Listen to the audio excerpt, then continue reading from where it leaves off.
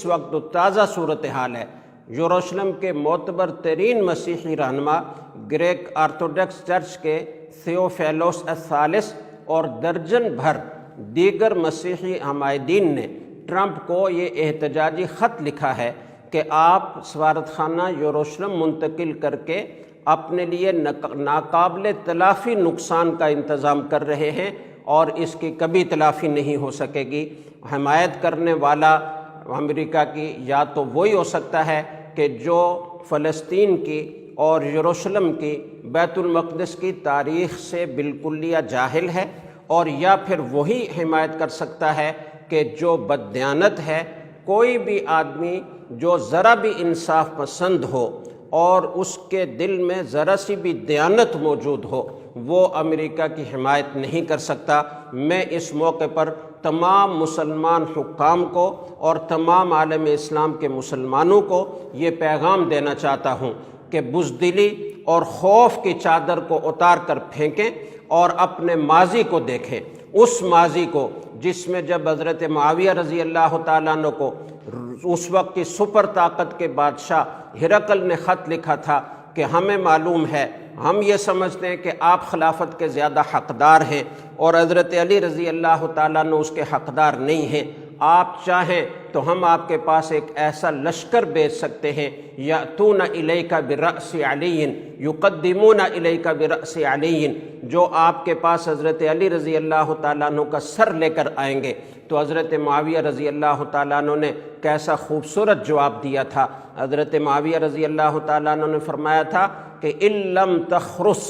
اگر تم گونگے نہ بن گئے، یعنی اس موضوع پر آئندہ تم نے ایک لفظ بھی نہیں نکالنا اپنی زبان سے، اگر تمہارے منہ سے ایک لفظ بھی اس کے بارے میں نکلا تو ارسلت الیک جیشن، میں تمہاری طرف ایک ایسا لشکر بھیجوں گا، یقدمون الی برأسک، جو تمہارا سر میرے پاس لے کر آئیں گے، یأتوننی الی برأسک، جو تیرا سر میرے پاس لے کر آئیں گے، اقدمہ لعلی، میں اسے حضرت علی رضی اللہ تعالیٰ عنہ کی خدمت میں پیش کروں گا۔ اور آپ اپنے ماضی کو دیکھیں، جب خلافت عثمانیہ کی کشتیاں یورپ کے ساحلوں سے گزرتی تھیں تو یورپ کے چرچوں میں گھنٹی دینا موقوف کر دیا جاتا تھا کہ کہیں مسلمان اس سے ناگوار سمجھ کر ہمارے ان ممالک پر اور ان شہروں پر قبضہ نہ کر لیں۔ آپ ایسا تابناک ماضی رکھتے ہیں۔ جب صلاح الدین ایوبی کو ایک عیسائی کمانڈر کے گستاخی کے کلمات پہنچے، جس نے حاجیوں پر ظلم کیا تھا، جس نے بچوں کو قتل کیا تھا، جس نے عورتوں کو قتل کیا تھا، اور یہ کہا تھا ان کو طعنہ دیتے ہوئے کہ تم اپنے محمد کو بلاؤ جو تمہارا دفاع کرے، حضرت صلاح الدین ایوبی رحمہ اللہ تعالیٰ نے فرمایا تھا 2 دن تک وہ اپنے گھر کے کمرے میں بند رہے، اللہ کے سامنے آہ و زاری کرتے رہے اور یہ درخواست کرتے رہے کہ یا اللہ آپ مجھے محمد عربی صلی اللہ علیہ وسلم کا نائب بنا دے اور ان کی نیابت میں ان کی امت کا دفاع کرنے کی توفیق عطا فرمائے۔ چنانچہ صلاح الدین ایوبی نے پھر حملہ کر کے رومیوں کو شکست دی تھی، اور رومیوں کے شکست اس سے پہلے حضرت عمر رضی اللہ تعالیٰ عنہ کے زمانے میں ہوئی تھی۔ حضرت عمر رضی اللہ تعالیٰ عنہ نے اس فلسطین کو فتح کیا، اس سے پہلے حضرت ابوبکر صدیق رضی اللہ تعالیٰ عنہ جو لشکر حضرت اسامہ رضی اللہ تعالیٰ عنہ کی سرکردگی میں رسول اکرم صلی اللہ علیہ وسلم نے تشکیل دیا تھا اور شام پر حملہ کرنے کے لیے اسے روانہ ہونا تھا کہ رسول اکرم صلی اللہ علیہ وسلم کا وصال ہو گیا، اور وصال پر بڑے ہی عجیب و غریب کربناک حالات پیدا ہو گئے اور ایک بحران پیدا ہو گیا، بہت سارے قبائل اسلام سے پھر گئے، بہت سارے مدعیان نبوت پیدا ہو گئے، اور کذاب اور دجالوں نے ایک فتنہ انگیزی کی، اور ایسے وقت میں وہاں مدینہ منورہ میں مسلمانوں کی بڑی تعداد کا موجود رہنا ضروری تھا کہ مدینہ پر خطرات منڈلا رہے تھے، لیکن اس سب کی پرواہ کیے بغیر حضرت ابوبکر صدیق رضی اللہ تعالیٰ عنہ نے اس لشکر کو روانہ کیا تھا، اور یہ وہی بیت المقدس ہے کہ جس کو حضرت عمر رضی اللہ تعالیٰ عنہ نے فتح کیا تھا۔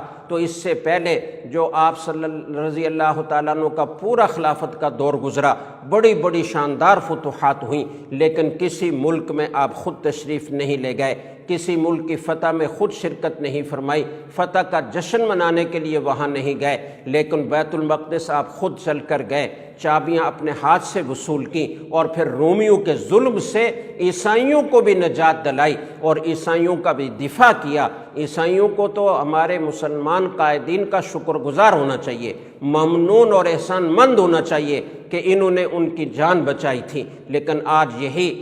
مسلمانوں کے خون کے پیاسے ہو گئے ہیں، یہ بھول جائے کہ بیت المقدس پر یہ آسانی سے قبضہ کر لیں گے، ایسا نہیں ہوگا۔ القدس پہلے بھی ہمارا تھا، آج بھی ہمارا ہے، قیامت تک ہمارا رہے گا، اور انشاءاللہ مسلمان اس پر کبھی کسی کو قبضہ نہیں کرنے دیں گے۔ میں مسلمان حکام کو اور مسلمانوں کو دعوت دیتا ہوں کہ وہ اپنی اپنی ذمہ داری ادا کریں، اپنی ماضی کو سامنے رکھیں، خوف کو ایک طرف پھینک دیں، اللہ کی طاقت کو اپنے ساتھ لیں، ظاہری باطنی گناہوں سے توبہ کریں، دنیا کی محبت کو دل سے جھٹک دیں اور اپنی آخرت کو پیش نظر رکھیں۔ یہ حکومتیں آنے جانے والی چیزیں ہیں، یہ دنیا کا مال و دولت فنا ہونے والی چیز ہے، موت ایک ہی دفعہ آتی ہے اور اس کا وقت متعین ہے، اس وقت سے پہلے نہیں آئے گی۔ جرأت سے یہودیوں کو، عیسائیوں کو، ٹرمپ کو یہ بتا دیجئے کہ یہ قبلہ اول ہے مسلمانوں کا اور اس پر کوئی غیر مسلم طاقت قبضہ نہیں کر سکتی۔